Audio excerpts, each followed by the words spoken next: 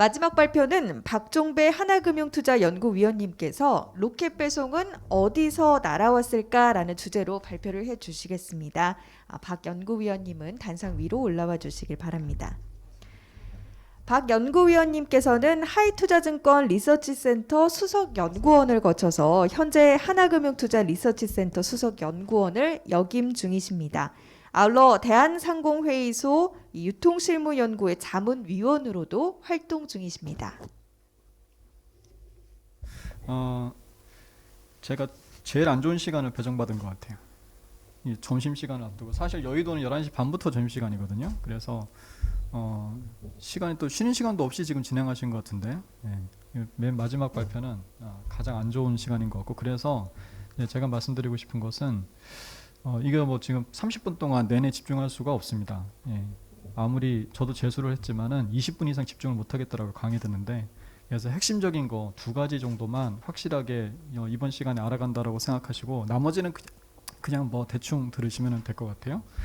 우리나라, 제가 컨슈머 시장을 지금 15년 정도 이제 분석을 하고 있는데 15년 정도 분석을 하고 있는데 가장 큰 변화가 뭘까를 생각을 해보게 되면, 지난 15년 동안에 가장 큰 변화가 뭘까 생각을 해보게 되면 3가지를 꼽아요. 3가지를. 첫 번째는 뭐냐 하게 되면 온라인화예요. 온라인화.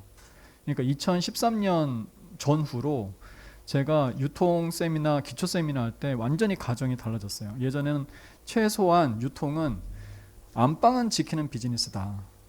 해외 진출은 못하지만 대신에 월마트나 까르푸 우리나라 들어왔다가 다 실패했거든요. 시장 점유율을 확보할 수가 없기 때문에 그래요. 시장 점유율이 확보가 안 되면 바잉 파워를 기를 수가 없고, 그렇게 되면 물건을 싸게 살 수가 없고 싸게 팔 수도 없고 소비자들이 올 수가 없습니다. 그래서 그건 우리나라도 마찬가지예요. 이마트, 롯데마트 중국 진출하다 다 실패했잖아요. 얘기 들어보게 되면 GP 마진이, 그러니까 매출 총이익률이 25%거든요, 한국은. 근데 중국은 15%밖에 안 돼요. 그러면 판관비를 아무리 절감을 하더라도 이익을 낼 수가 없습니다. 그러니까는 뭐 다 철수하는 거예요. 그래서 한국 시장 재패했으니까 부푼 꿈을 안고 중국하고 베트남 가고 합니다만은 사실 아주 예외적인 경우가 아니게 되면 성공하기는 대단히 힘들다. 특히 이제 공산주의 나라 같은 경우에는 이 유통 인프라를, 유통 채널을 해외 업체한테 그렇게 주려고 하지 않겠죠, 그죠? 그래서 베트남 같은 경우에도 지금 신규 허가가 안 나오고 있고, 그래서 끝내는 이마트 같은 경우에 그냥 매각하고 철수하거든요. 그래서 아무튼 최소한 안방은 지키는 비즈니스다라고 했는데, 그런 가정에는 일단 진입장벽이 되게 높다라는 가정이 들어가 있는 거거든요. 근데 그런 가정들이 지금 막 바뀌었어요. 왜냐하면 백화점 하나 짓는데 한 6천억 정도 들어갑니다. 1년 매출이 6천억이다라고 하게 되면 캐펙스가 6천억이에요, 그냥. 그러니까 1년 총 매출하고 캐펙스하고 그냥 똑같다고 생각하시면 되거든요. 이제 자기 부동산을 자기가 갖고 있는 가정 하에서, 그러니까 땅값이 한 3천억 들어가고요. 그리고 건물 짓는데 한 2천억 정도가 들어가게 되고, 그 다음에 이제 인테리어 뭐 이런 거 같은데 이제 1천억 정도가 들어갑니다. 땅값이 제일 비싸요. 서울은 땅값이 중요하니까. 백화점은 뭐 도심에 있어야 되잖아요. 요게 지금 더현대 같은 경우에는 이제 임차 건물이기 때문에 좀 캐펙스가 낮죠. 대신에 임대료가 되게 비싸겠죠, 그죠? 아무튼 1년 매출이 이제 캐펙스인데, 그러면 유통은 무조건 시장 점유율이 높아야 돼요. 오프라인이든 온라인이든 간에 시장 점유율이 높아야 되는데, 우리나라 백화점 시장이 한 30조 원 정도 되거든요. 조금 안 됩니다. 30조 원 조금 안 되는데, 뭐 시장 점유율도 한 20% 정도는 갖고 있어야지 내가 어깨에 힘주고서는 뭐 한섬이나 LF라든지 뭐 이런 브랜드 업체들한테 야, 우리 좀 물건 좀 싸게 다오 뭐 이렇게 할 수 있을 거 아니에요? 그러면 20% 시장 점유율이면 어떻게 돼요? 3, 2, 6조잖아요. 6조 원이면 백화점이 몇 개 필요해요? 6천억짜리 10개 정도는 필요합니다. 최소한 10개. 그래서 우리나라 신세계나 현대나 롯데백화점이나 다들 이제 10개 남짓, 롯데는 이제 좀 작게 진출하거든요. 그래서 뭐 20개 넘게 있는데 그 정도를 가지고 있습니다. 그런데 지금 한국의 민간 소비가 뭐 3, 4% 성장하는 나라인데, 3, 4% 성장하는 나라인데 6조 원을 신규 투자를 해가지고서는 들어올 회사가 누가 있겠어요? 없단 말이죠. 그러니까 유통은 최소한 안방은 지키는 비즈니스다. 진입장벽이 되게 높다. 이런 거였는데 온라인 유통이 되면서 그런 기본적인 가정이 완전히 사라졌죠. 11번가 G마켓 이런 회사들 보시게 되면 북밸류가 없어요. 그냥 건물이 필요가 없으니까 없어요. 근데 거래액은 여기 지금 11번가 본부장님 오셨습니다만은 2009년에 그 11번가가 이제 본격적으로 사업을 시작했는데 5년 만에 거래액이 6조가 됐어요. 우리나라에서 가장 오래된 백화점이 신세계죠. 신세계 미쓰코시 백화점부터 시작한 건데 그 암살의 전지현이 그 안경인가 사는 그 백화점이란 말이죠. 그 삼성이 받아가지고서 이제 전개한 건데 50년 동안에 거래액 5조 됐어요. 그러니까는 제가 세미나 할 때도 말씀드리는 게 온라인이 무서운 게 신세계 50년의 역사를 그냥 11번가는 5년 만에 그냥 엎어버렸다. 뭐 그게 새로 창출된 소비가 아닌 거잖아요. 물론 이제 재래시장에서도 왔겠지만 공산품 시장, 백화점에서도 많이 나갔겠죠. 그러니까 거래액 5조 이상을 일으키는데 캐펙스가 들어갈 게 없어요. 그러니까는 누구나 진입할 수 있는 시장이 된 거죠. 진입 장벽이 엄청나게 낮아진 거죠. 그리고 이제 또 문제가 뭐냐 하면 가격을 훨씬 내릴 수가 있어요. 오프라인 백화점이나 대형마트 같은 경우에는 건물을 지어야 되니까 투자 회수를 해야 될 거 아니에요? 그러니까 이제 기본적인 공식이 6천억 투자한 다음에 영업이익률 10% 해가지고서 10년 정도에 투자 회수한다라는 거거든요. 그럼 그렇게 나오잖아요. 6천억에 영업이익률 10%는 600억이니까 아주 러프하게 계산을 해보게 되면. 그런데 온라인 유통회사는 투자 회수할 게 없어요. 투자한 게 없으니까. 그러니까 어떻게 돼요? 가격을 내릴 수가 있죠. 그리고 이제 또 하나, 백화점이나 대형마트는 하나 운영하는데 한 300명 이상이 기본적인 인력이 들어갑니다. 그럼 그것도 고정비잖아요. 근데 온라인 유통회사는 그런 게 없어요. 특히 이제 종합몰 같은 경우 CJ나 GS나 현대 홈쇼핑, 그 현대몰 같은 그런 종합몰 같은 경우에는 나름대로 콜센터도 잘 운영을 하고 있어요. 왜냐하면 그 컴플레인 들어오게 되면 다 회사에서 책임을 지거든요. 근데 11번가나 G마켓 같은 데는 오픈마켓 성격을 가지고 있기 때문에 그 판매자한테 다이렉트로 연락해야 돼요.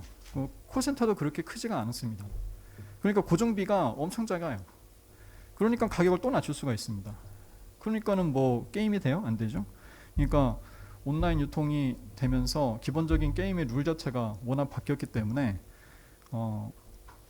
이게 기본적인 그 컨슈머 시장의 구조 자체가 상당히 바뀌게 된 거죠. 그래서 2010년 이후에 컨슈머 시장의 가장 큰 변동 요인을 세 가지로 꼽습니다. 첫 번째가 온라인, 두 번째가 뭐겠어요? 중국인입니다.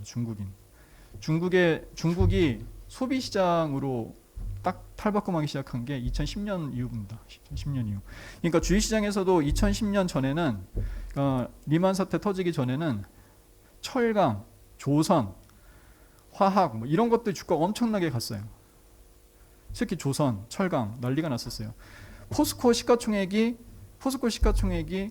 삼성전자에 막 근접하려고 하고 막 그랬었어요. 믿기지 않으시겠지만 그때 주가 보면 그래요. 그래서 몇 주 안 남은 사이에서 다시 꺾이기 시작했습니다만은 아무튼 그때는 삼성전자 주가가 안 갔었어요. 왜 그러냐? 중국이 투자의 시기였거든요. 투자의 시기. 그런데 2010년 이후부터 중국의 경제 성장률에서 소비가 차지하는 비중이 이제 올라오기 시작합니다. 그래서 중국이 소비의 시대로 접어들게 돼요. 그러면서 우리나라에 관광을 막 엄청나게 또 오기 시작을 하죠. 그리고 럭셔리 소비 같은 것들이 막 엄청나게 증가합니다. 신규 럭셔리 소비 가운데 70%를 중국인들이 더 소비했다. 이런 통계가 나올 정도. 2013년 같은 경우에 엄청난 소비를. 그래서 영국에 쓰러져가는 백화점을 중국인들이 살렸다. 다 쓸어갔죠. 명품들 다 쓸어갔단 말이죠. 그래서 중국인 소비. 근데 중국인 소비는 이게 없던 게 새로 생긴 거기 때문에 모두에게 해피한 일이었어요. 모두에게. 특히 한국의 주식시장 측면에서는 면세점하고 화장품이죠. 원래 중국인들이 한국에 와서 패션을 많이 사는데 옷을 제일 많이 사요. 근데 옷은 뭐 동대문에서 사지 한섬이나 뭐 LG 패션이나 뭐 이런 거 사지 않거든요. 그러니까는 주식시장에는 별로 영향이 없었고 가장 많은 쇼핑을 하는 데가 동대문이지만 상장 안 돼 있잖아요. 그 다음이 면세점입니다. 명동하고 동대문인데 상장이 안 돼 있으니까 그 다음 차례 면세점이에요. 그러니까 호텔신라 주가가 어마어마하게 갔죠. 옛날에 호텔신라 주가 12,000원 막 14,000원 이랬습니다. 근데 지금 이제 13만 원까지 갔다가 좀 떨어졌지만은 지금도 10만 원 언저리죠. 10배가 주가가 상승을 했죠. 그 다음에 중국 사람들이 가장 많이 사는 게 옷입니다만은 옷은 굉장히 파편화돼 있어요. 상장돼 있지도 않고. 근데 화장품은 옷하고 달리 굉장히 브랜드 로열티가 높은 카테고리예요. 상장이 많이 돼 있고 대기업들이 시장 점유율이 상당히 높죠. 네, 그러다 보니까는 화장품 업체들이 굉장히 수혜를 받았습니다. 그래서 아모레퍼스픽이나 LG생활건강 주가가 엄청나게 상승을 했죠. 아모레퍼스픽이 한 80만 원 하다가 한 2, 3년 사이에 400만 원까지 상승을 했고 지금은 이제 10분의 1로 액면 분할을 했죠. LG생활건강은 2005년에 거기는 액면 분할도 없었거든요. 주식수도 변하지 않고 2005년에 15,000원이었어요. 지금 180만 원이잖아요. 그죠? 우리나라 모든 상장되는 업체 가운데 가장 안정적으로 계속 올라간 15년 동안 그 종목을 이제 펀드 매니저들 물어보게 되면은 삼성전자가 아니라 LG생활건강이라고 꼽습니다. 연평균 투자 수익률이 한 번도 코스피에 진 적이 없어요. IT나 이런 것들은 이제 이 사이클이 있기 때문에 어떨 때는 막 이렇게 플랫하게 몇 년 동안 간 적도 있거든요. 근데 LG생활건강은 주봉을 그려보시게 되면 한 번도 꺾인 적이 없어요. 계속 그냥 15년 동안 계속 주가가 갔습니다. 그래서 진짜 100배 간 종목이더라고요. 그래서 중국인 소비를 이제 꼽고요. 이제 그 다음에 마지막으로 저성장을 꼽습니다. 저성장. 저성장 시대의 소비의 특징은 뭘까요? 이게 이제 되게 또 유통업체들한테는 우울한 건데 고성장 시기에는 시간의 배분이 우리 경제학 원론을 보게 되면 가계의 시간 배분이 딱 두 개입니다. 노동이나 아니면 여가. 노동 아니면 여가예요. 그 노동하고 여가의 시간 배분을 어떻게 하느냐가 중요한 건데 고성장 시기에는 노동의 시간 투여를 계속 늘립니다. 왜냐하면 1시간 더 일하게 되면 승진도 잘 되고 연봉도 팍팍 올라요. 그래서 우리나라 OECD 국가 가운데서 노동 시간이 가장 뭐 1등이고 2등이고 막 이랬었죠. 그런데 저성장 시기로 가게 되면 어떤 소비 패턴이 나오냐게 되면 노동의 한계 효용이 한계 수익이 줄어들어요. 1시간 더 일해봤자 임금도 안 오르고 승진도 잘 안 돼요. 지금 보험회사 가보시면 다 부장이에요. 대표적인 저성장 산업이죠. 그러니까 뭐 1시간 더 일해봤자 뭐 차라리 그 시간에 집에 가서 아내하고 아이들과 윤택한 삶을 보내겠다. 이런 식의 소비 패턴이 나오게 됩니다. 이거는 뭐 일본이나 미국이나 다 똑같아요. 선진국으로 진입한 그런 나라들의 소비 패턴입니다. 그래서 사람들이 여행을 떠나요. 백화점에서 소비를 하는 것이 아니라 이제 옷은 됐고 그 미국이나 뭐 이런 데 보게 되면은 뭐 옷은 대충 입고서 스키 메고서는 로키 산맥 가잖아요. 뭐 그런 것처럼. 그래가지고서 이 옷과 같은 유형 상품에서 여행과 같은 무형 상품으로 소비가 크게 이동을 하게 됩니다. 또 그때 뭐가 있었냐면 2014년인가 15년인가 주 5일제 수업이 이제 본격화됐어요. 그래서 사람들이 토요일하고 일요일에 백화점을 가서 쇼핑을 해야 되는데 금요일 저녁부터 그냥 양양 가고 막 양평 가고 막 그래가지고서 소비 패턴이 그렇게 크게 이동을 하게 되니까 어떻게 돼요? 백화점의 소비는 꺾일 수밖에 없는 거죠. 이제 소득도 같이 증가하면서 레저 수요가 증가를 하게 되면 옷도 사고 여행도 떠날 텐데 그게 아니잖아요. 소득 증가율은 둔화되는 거 저성장이니까 소득 수준은 올라 있고 그러니까 소비 패턴이 무형에서 유형 상품에서 무형 상품으로 이제 변화가 되면서 유통업체들의 실적이 둔화가 되는 겁니다. 특히 패션 업체들.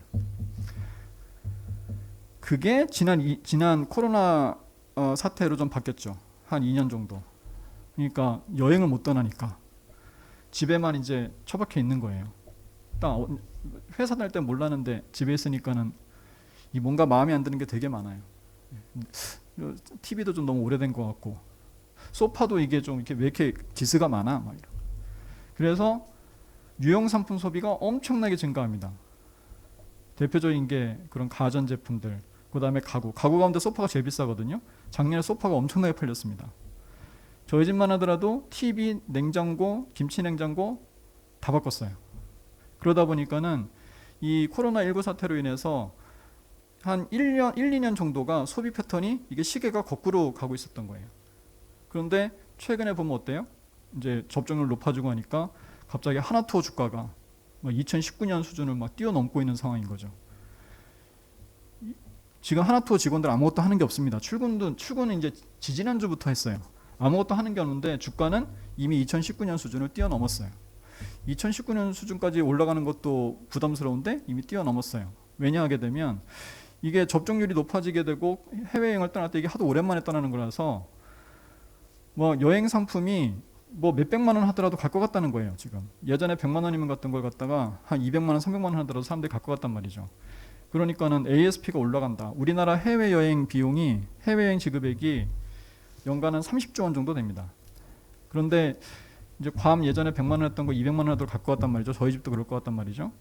그러면은 해외여행 지급액이 내년 같은 경우에 한 40조도 될 수 있고 50조도 될 수 있단 말이죠. 그러면 어떻게 돼요? 우리나라 전체 소매 판매 시장이 한 370조 원 정도 됩니다. 자동차 연료 빼고. 그러면 한 50조 원이 나간다라고 하게 되면 한 14% 정도 소비가 해외로 나가는 거예요. 해외로. 그러니까는 국내 소비는 위축될 수밖에 없습니다. 국내 컨슈머 업체들은 특히 먹고 마시는 거 이런 생필품은 크게 지장 없겠죠. 하지만 백화점, 사치품.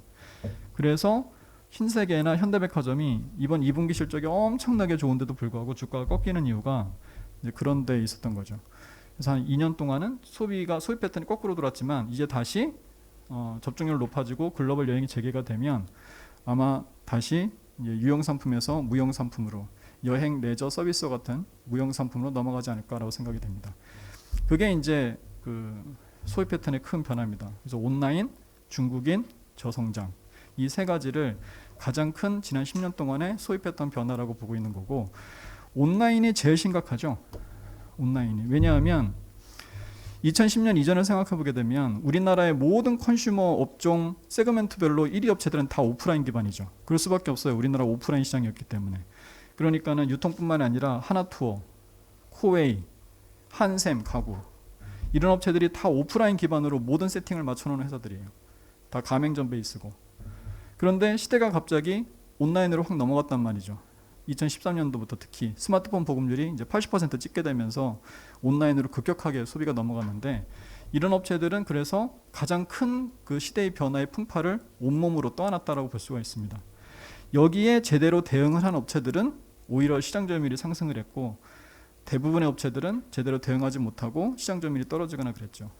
예를 들어서 코웨이 같은 경우에는 코디 아줌마들이 있어요. 이거 아줌마라고 하면 안 되죠? 일반적으로 다 여자들이에요. 다 100% 여자예요.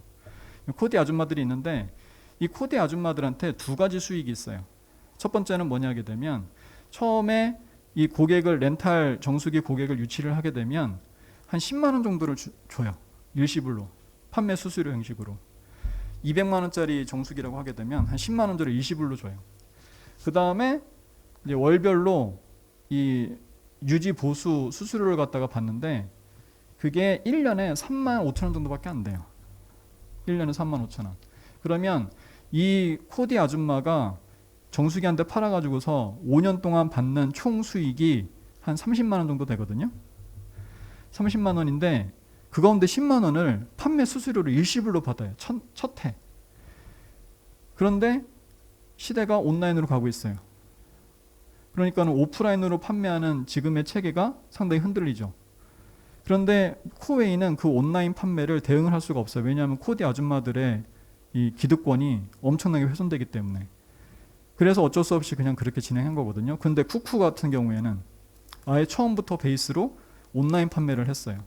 그리고 이 코디들에게는, 거긴 코디가 아니죠. 코디들한테는 그냥 수수료만 주는 걸로. 대신에 이제 뭔가를 다르게 가져갔겠죠. 그래서 시장 점유율이 쿠쿠가 엄청나게 올라왔죠. 한국에서 코웨이는 시장 점유율이 떨어졌습니다. 어떻게 대응할 수가 없으니까. 이 오프라인의 그 기득권을 갖다가 보존을 해줘야 되는 상황이기 때문에 그건 어쩔 수가 없어요.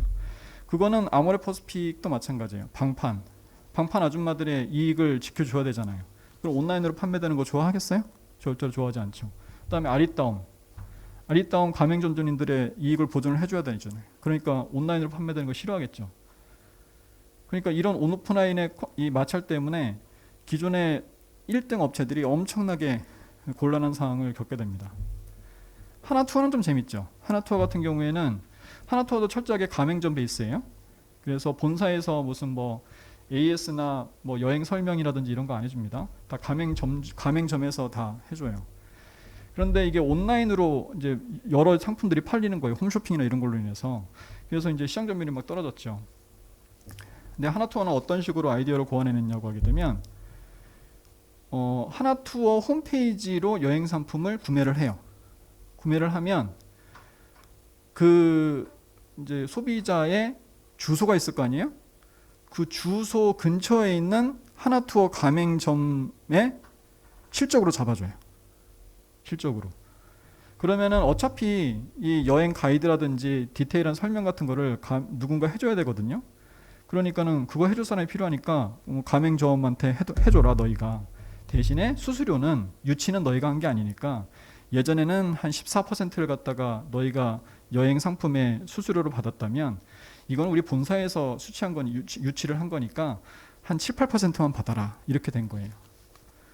그러면 가맹점주 입장에서는 조금 뭐 아쉽기도 하지만 그냥 자기는 AS만 해주면 되거든요. 그러니까 서로에게 윈윈이 된 거예요. 그래가지고서 하나투어는 1등이 더 공고해졌죠. 이런 식으로 이 온라인 시대의 변화를 어떻게 적응하고 대응하느냐에 따라서 굉장히 업체별로 희비가 엇갈리는 이제 그런 과정이 있었습니다. 그래서 제목이 로켓 배송인데 사실 로켓 배송은 자기 상징적인 거고요. 우리나라의 온라인 유통시장이 어떤 식으로 소비 시장을 이제 왜곡을 시켰는가 그거에 대해서 이제 말씀을 이제 드리는 겁니다.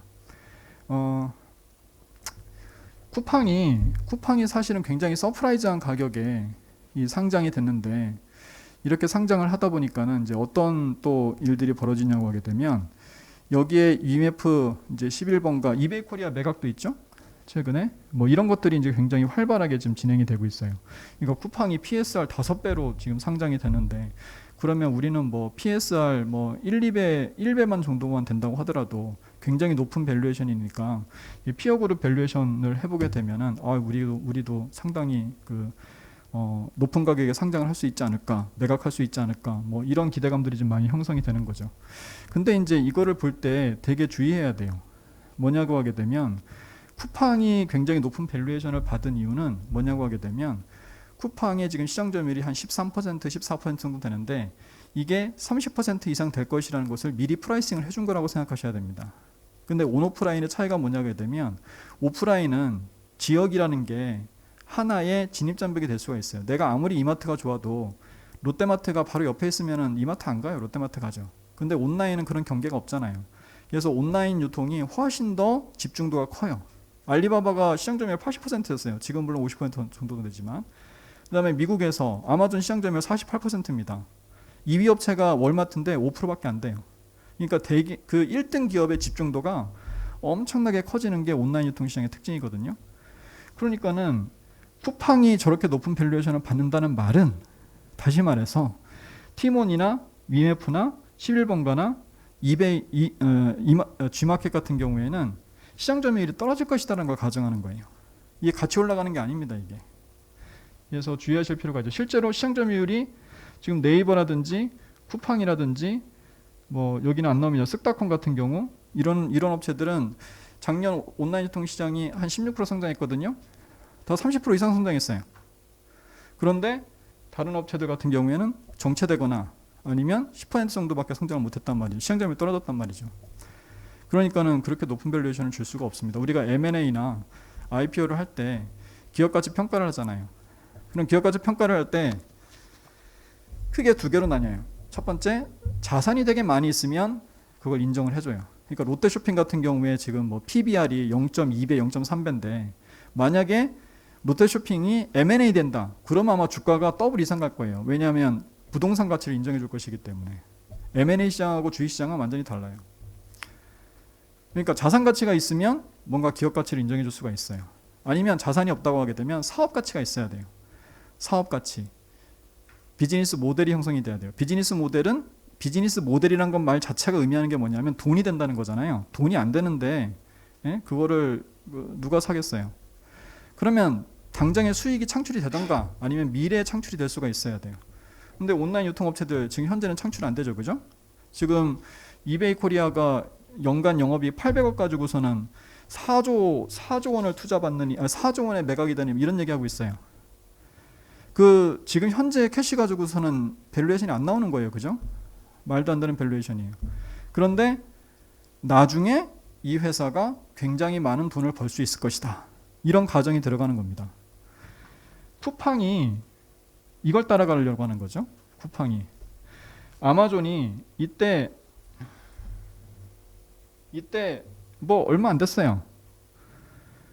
얼마 안 벌었어요. 맨 처음에는 도서 팔아가지고서는 사업 시작을 했고, 그런데 이 회사가 아마존이 재밌는 게 뭐냐고 하게 되면 온라인 유통시장에 본격적으로 진출하겠다라고 이제 선언을 하게 되면서 엄청나게 투자를 하거든요.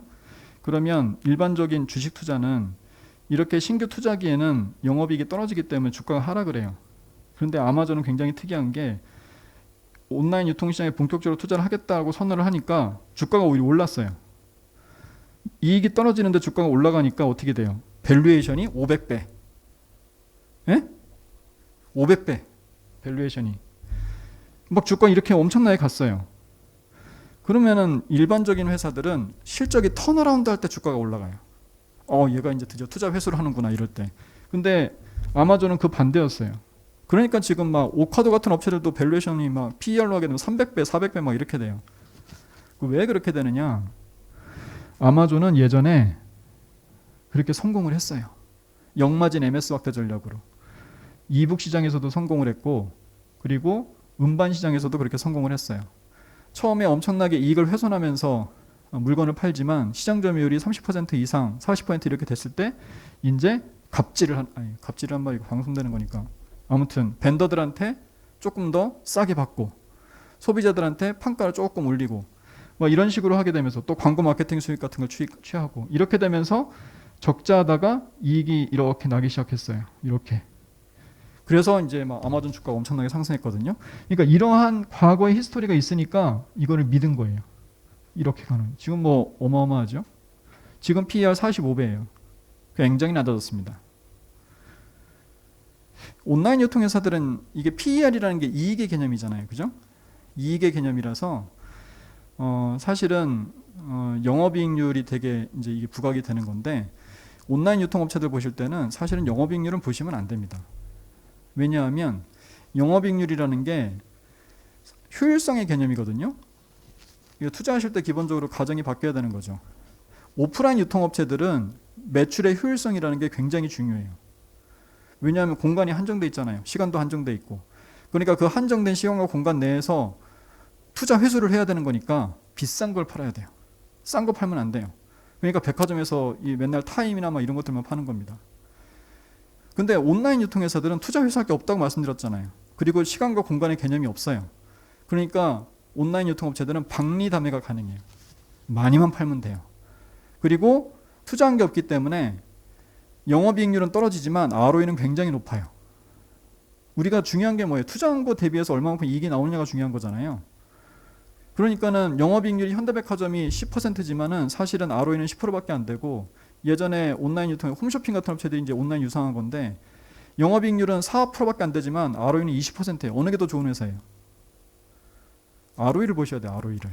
그러니까 영업이익률은 기존의 오프라인 유통에서 투자를 할 때의 어떤 기준이었는데 온라인 유통회사에서는 그 ROE를 보실 필요가 없습니다. 그리고 이익이 굉장히 많이 올라갈 수가 있죠.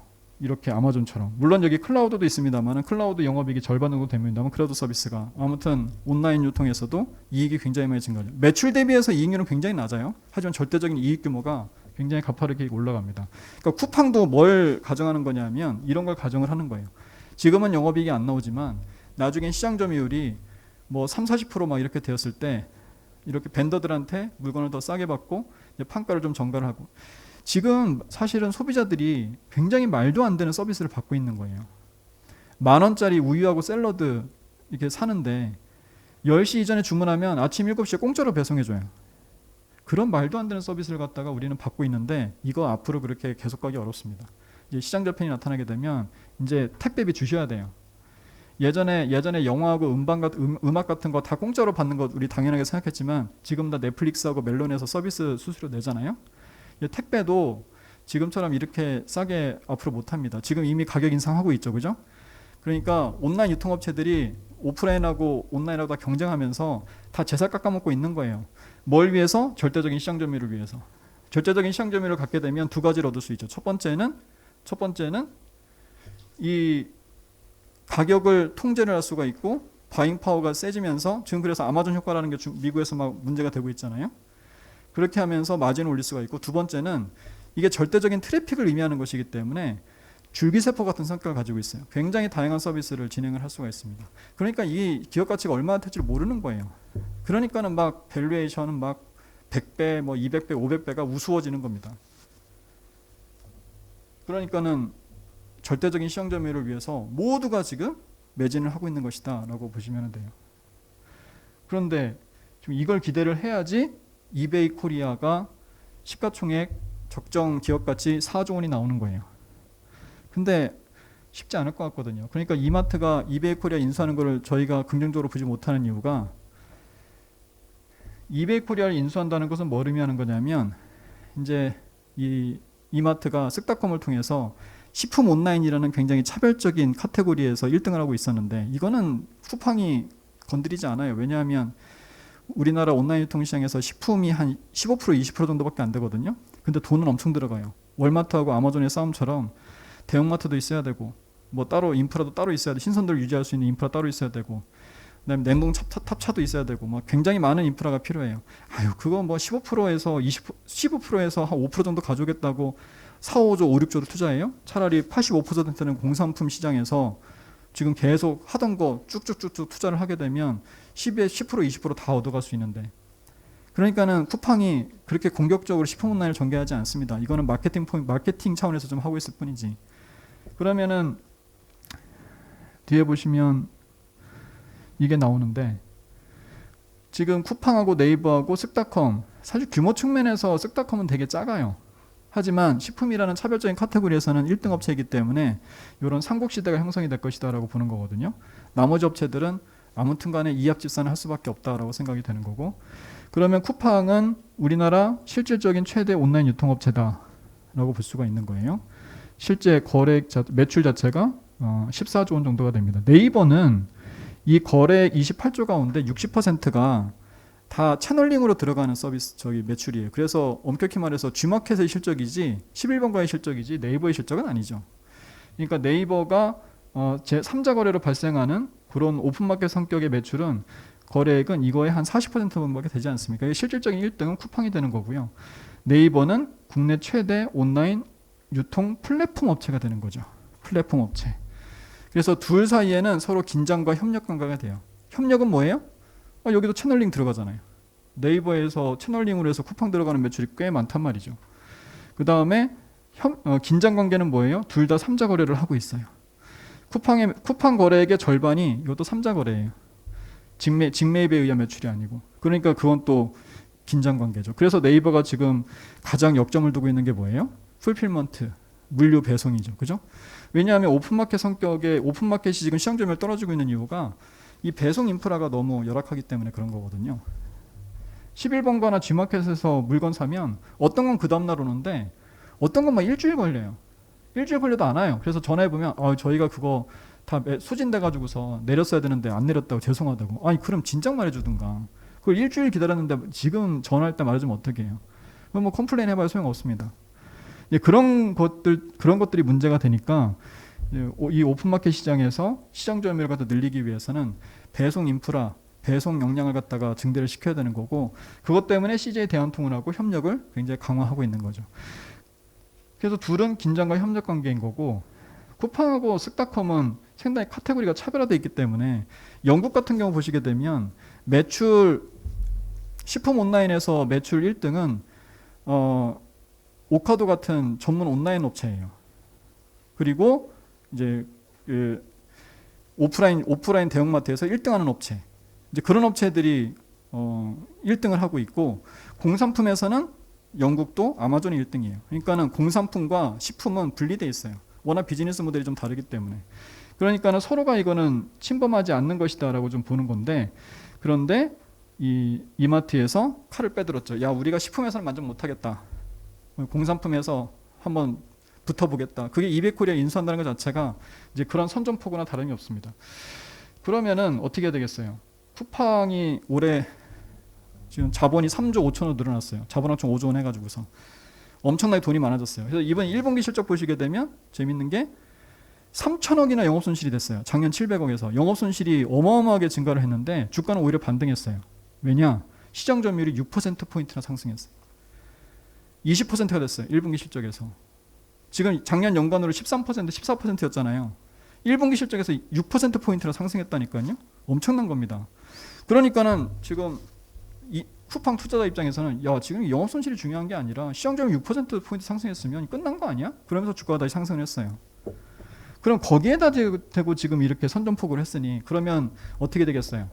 이베이코리아 4조에 임수하는 게 그게 끝나는 게 아니라 거기서 MS 상승시켜야 돼요. 그럼 어떻게 돼야 돼요? 마케팅비 엄청나게 써야 돼요. 그러면은 지금 쿠팡이야 뭐 1조까지도 연간 손실을 냈던 회사니까 4천억, 5천억 손실한다고 하게 되면 오히려 막 손실폭이 줄어들었네. 되게 투자자들이 좋아하지만 이마트가 영업 손실이 4, 5천억으로 늘어나면 투자자들 어떻게 했어요? 기겁합니다 진짜. 그러니까 주가 측면에서는 힘들 수밖에 없다. 중장기적으로는 어때요? 여기 지금 물류센터 100개 있습니다. 쿠팡 물류센터 100개 있어요. 이마트 같은 경우 물류센터 지금 어떻게 돼요?